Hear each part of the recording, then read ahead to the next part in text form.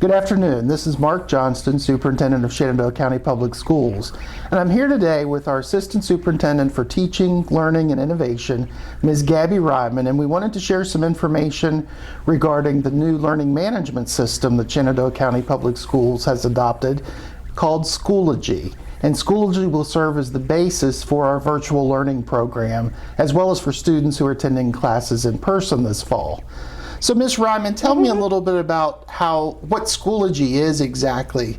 I've heard it referred to as an electronic filing cabinet. I think that's a great analogy to use, Dr. Johnston, because when I think about even when I was in school, we didn't have this level of technology for me to engage in as a student. And when I was in the classroom, I kept all my lesson plans and all my instructional materials in my filing cabinet. But we're fortunate now to have the technology and a platform like Schoology that is called a learning management system. So you'll hear that terminology and that acronym LMS.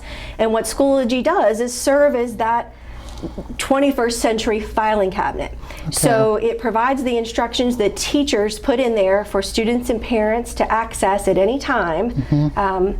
And that can be, items can be graded in there, they can share materials. It just creates, it opens up the world for collaboration for students and families. So if Schoology is such a great tool, then what happened in March when schools suddenly closed? That's a great question, and we weren't the only division asking that question in March. So the school closure came on so suddenly that a lot of divisions like ourselves weren't poised to be able to jump into a platform like Schoology.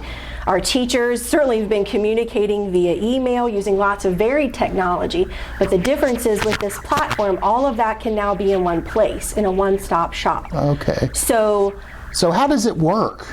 Okay, so if I'm a parent, and I have a parent, I'm a parent of an 8-year-old going into 3rd grade. So when I log in as a parent, I can see all of his classes, I can communicate with his teachers that way, I can see grades he got on assignments, but I still need to lean on Parent Portal for that formalized grade to kind of see his overall progress through the semester and through the year. But if I had multiple children, I could log in and I'd have a tab to access each one with a singular login. So it sounds like with Schoology, students will have to log in and show progress on work. Correct. Teachers will be grading work.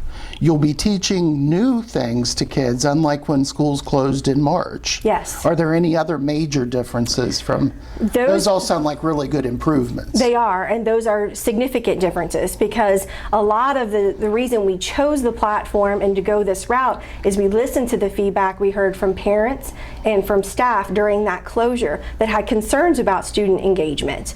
And at that time we were directed not to be grading anything, but that's different now. So we're kind of starting, it's just like school always has been, assignments and grades, and we're earning credits, but we're having to do it now in this blended virtual in-person model.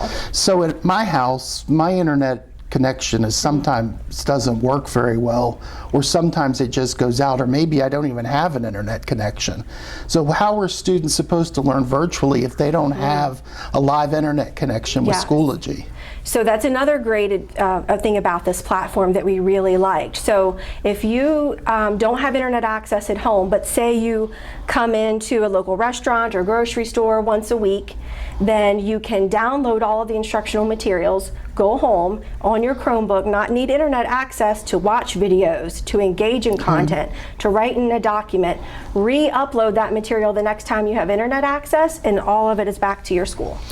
So parents would be able to check on their students' grades, their progress, communicate with their child's teacher, get feedback from the teacher, and then when a student came into town, pull up to a Wi-Fi hotspot, which is available at all of our schools, available at public libraries, other locations, upload their work, download their new work, and then go home and be able to work without a live internet connection. Yes. That's great. All right, I don't think I have any more questions, but thank you. And I did want to add for our families at home that if you go to our main school webpage, there is a collection of technology resources under departments in technology where you'll see all kinds of things here, such as our division technology plan, but perhaps more importantly for parents is information on safe kids, security, cyberbullying, and then also I wanted to note that under quick links there is even a Chromebook information for parents site that tells you how to troubleshoot and so on with your device. So again, with Ms. Gabby Ryman, Mark Johnston, we appreciate your time today and are happy to be able to share some important information with you.